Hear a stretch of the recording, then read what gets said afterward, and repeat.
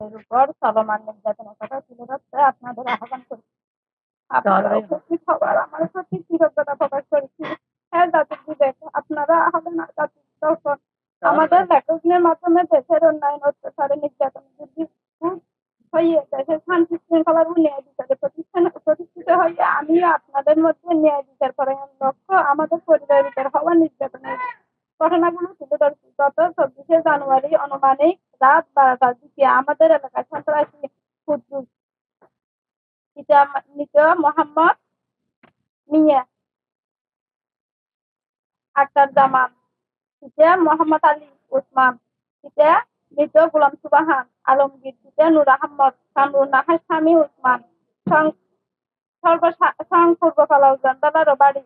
এছাড়া 8-10 জন সন্ত্রাসী নিয়ে দেশের অস্ত্রশস্ত্র নিয়ে আমাদের নির্যাতন ক্ষতিগ্রস্ত জায়গায় নির্মাণিত সীমানায় প্রসারী ভেঙে লোহার রড কেটে নিয়ে যায়, জোরপূর্বক আমাদের জায়গা দখল করে নেয়। আমরা এই বিষয়ে এলাকার গণ্যমান্য ব্যক্তিবর্গ ও স্থায়ী নেতৃবৃন্দের কাছে আমরা অবগত করেও কোনো ধরনের প্রতিকার না পেয়ে লোহাগাড়া থানা দ্বারাই হয়ে থানায় আমাদের অভিযোগ গ্রহণ করলো না।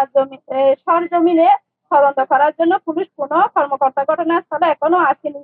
এই অবস্থায় 31শে জানুয়ারি বিকেল 3টায় পুনরায় উপলব্ধি ব্যক্তি সহ আরো লোকজন নিয়ে আমাদের জায়গা দখল করে ইট বসালে আমরা তাদেরকে জায়গার বিষয়টি সমাধান হওয়ার পর ইট বসানোর জন্য বললে তারা আমাদের বিভিন্ন রকমের হুমকি ধমকি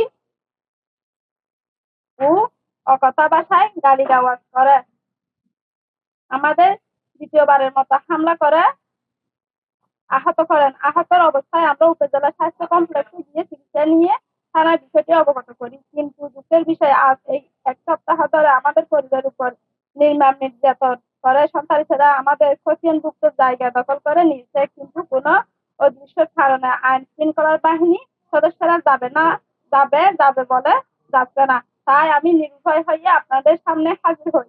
আমাদের মাধ্যমে সংশ্লিষ্ট প্রশাসনের কাছে ন্যায় বিচার ও সন্ত্রাসীর বিরুদ্ধে আইনগত ব্যবস্থা গ্রহণ করুন, যথাযথ শাস্তির বিচার করার দাবি জানাচ্ছি।